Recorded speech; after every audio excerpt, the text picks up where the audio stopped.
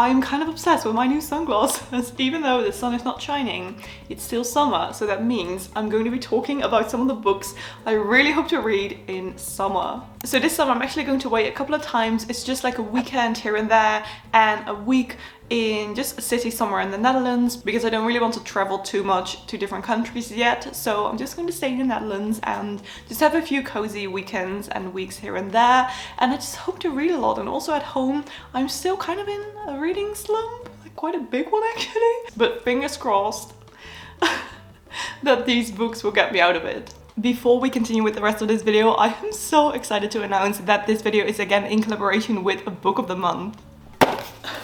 Yes, the signature blue box, of course. So if you don't know Book of the Month, they are a very fast growing and popular US-based book service for readers. And their mission is to promote these very exciting new releases to make sure that readers will find new books that they love. So every month their team goes through a dozen of different books to find their 5 favorites. So they have this curated selection of 5 books, and each month you as a reader can pick one or more of these books. This means that it's just super easy to pick out new releases and you don't have to research them all yourself. It is also completely risk-free. If you want to just skip a month, that's totally fine. You will not be charged, and you can just like resubscribe whenever you want again. Do keep in mind that Book of the Month currently only ships to the US, but they do have an amazing price, because if you use the code SUNNY5, you can get your first hardcover new release for only $9.99. But now the most exciting part are the 5 books that you can pick from in the month of July. The first one, I'm absolutely obsessed with this cover. It is called The People We Keep by Alison Larkin. This book is all about found family, and we follow this girl named April who lives in New York City, but she doesn't really feel like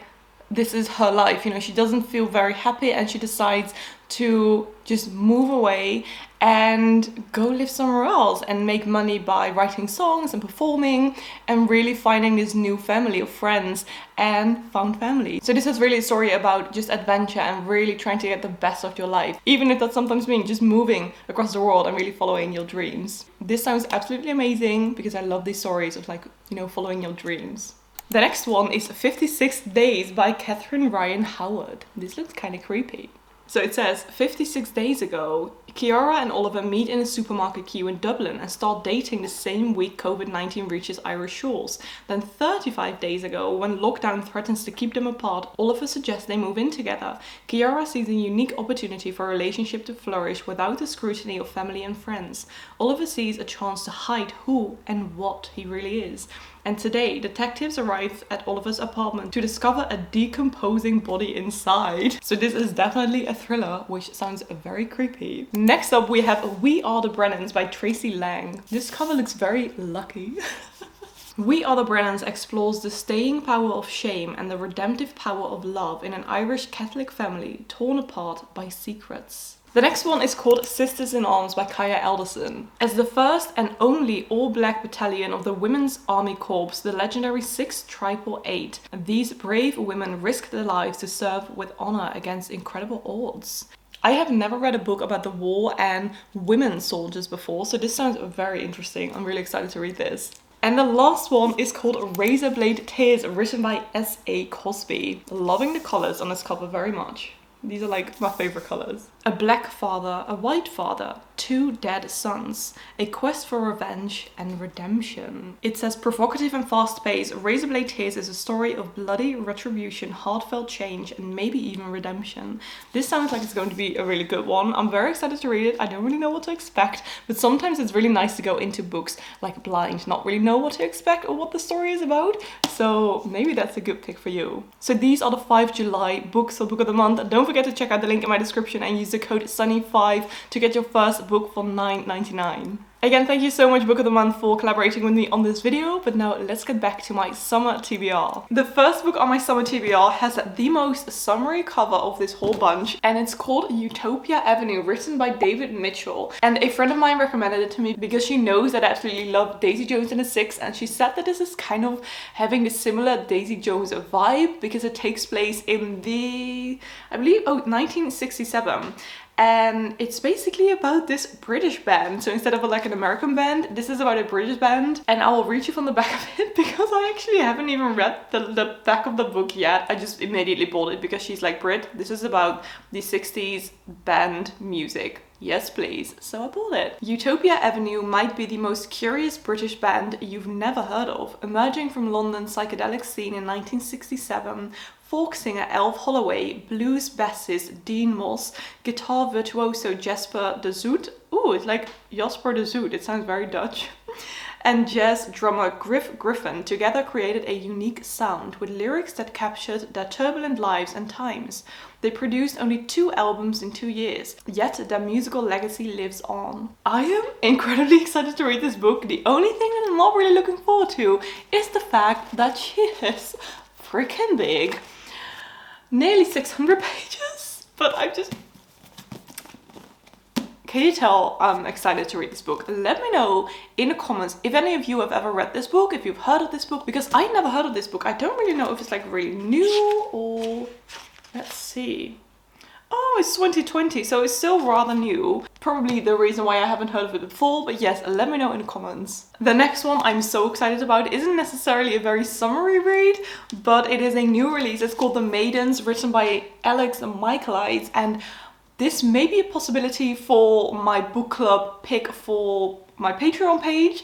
Every 2 months we pick a book that we're going to read together and we just chat about it, and I just have the poll up so people are voting for the book, and this one is very popular. But this one is not, as I said, very summery. However, it just sounds so cool. It says a spellbinding tale of psychological suspense weaving together Greek mythology, murder and obsession. So it sounds very dark, very creepy. It kind of matches my makeup as well. Very dark. This is a very autumnal makeup.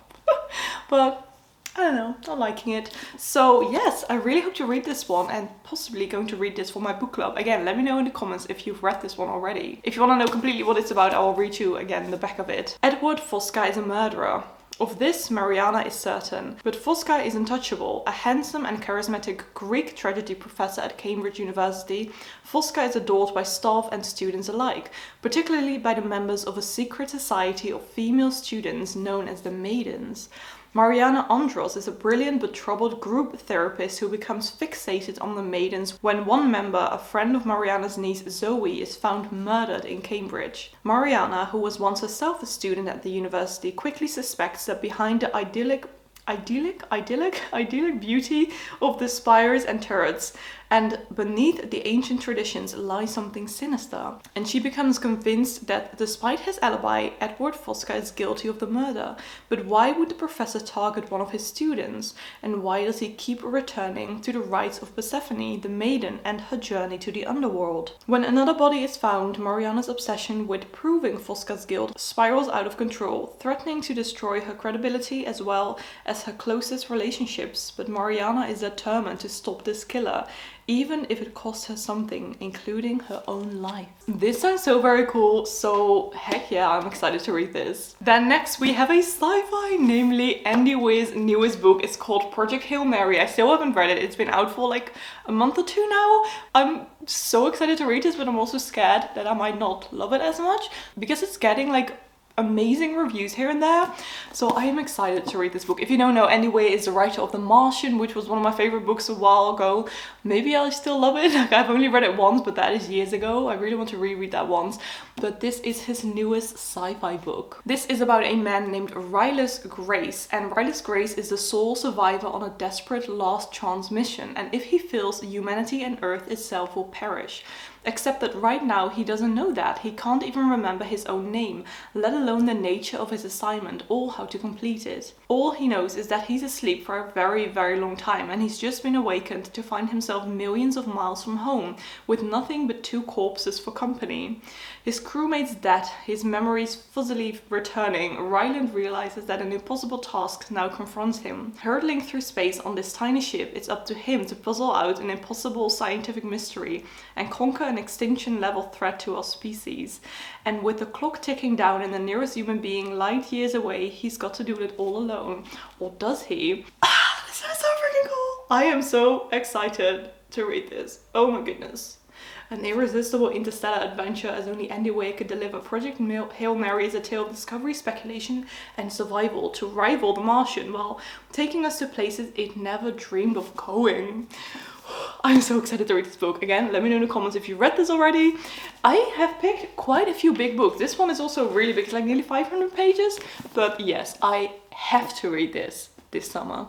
Next up, we have a very colourful read. It's called Girl, Woman, Other, written by Bernardine Evaristo. This one has been on my TBR for quite some time now. So this is about Britain as you've never read it. This is Britain as you've never been told. From the top of the country to the bottom, across more than a century of change and growth and struggle and life, Girl, Woman, Other follows 12 different characters on an entwined journey of discovery. It is future, it is past, it is fiction, it is history. It is a novel about who we are. I am so intrigued by this story because from the back of it, you don't really know what it's about. But I'm very intrigued by this book. It was shortlisted for the Women's Prize for Fiction in 2020. So yes, really hope to read this one too. And then book 5, I decided to not make a very massive TBR for summer, but just 5 books sounds like a good one. And the 5th one is Pachinko, written by Min-Jin Lee. And ooh, it's a bookmark from the store I bought it in, Donna. That's my favorite bookstore in Rotterdam. If you're ever in Rotterdam, visit Donna. First of all, look at this cover. Will it not focus on my face? There it is. Look how gorgeous. Oh, so beautiful. But I will again read you from the back of it because I don't really know what this book is about. This takes place in Yongdo in Korea in 1911. A club-footed, cleft-lipped man carries a 15-year-old girl. The couple have one child, their beloved daughter Sunya. When Sunya falls pregnant by a married yakuza, the family face ruin, but then a Christian minister offers a chance of salvation, a new life in Japan as his wife. Following a man she barely knows to a hostile country where she has no friends and no home, Sunya's salvation is just the beginning of her story. Well, this doesn't sound very happy, but definitely very interesting, and I'm super intrigued by what this story is all about. And I've read so many amazing reviews about this book, so again, really hope to read this one. And again, let me know in the comments if you have read this, or if you also plan on reading it this summer. So these are the 5 books that I really hope to read this summer. I still am like reading a couple of books as well, so maybe finish those as well. I'm still reading Mistborn, rereading Six of Crows. I am reading a YA contemporary, yes, I know, shocker, Instructions for Dancing by Nicola Yoon. That one is very like happy and summery. And I think those are the books I'm currently reading. But if you've been watching my videos for some time, you may know that I'm just not the best at doing like TBRs and sticking to my TBRs. Hence why I decided to just pick 5 books only. And you know what? We'll see if I can stick to those. And if you have not commented anything about the books that I mentioned, let me know the books that you want to read this summer. Or if you have like no summer TBR and you just want to comment something, comment a little sun emoji because of summer. And hopefully it will radiate some sort of sunshine energy through the screen. So it will actually, you know, start to feel like summer here. Because it's been raining and it's cloudy and it's a bit chilly.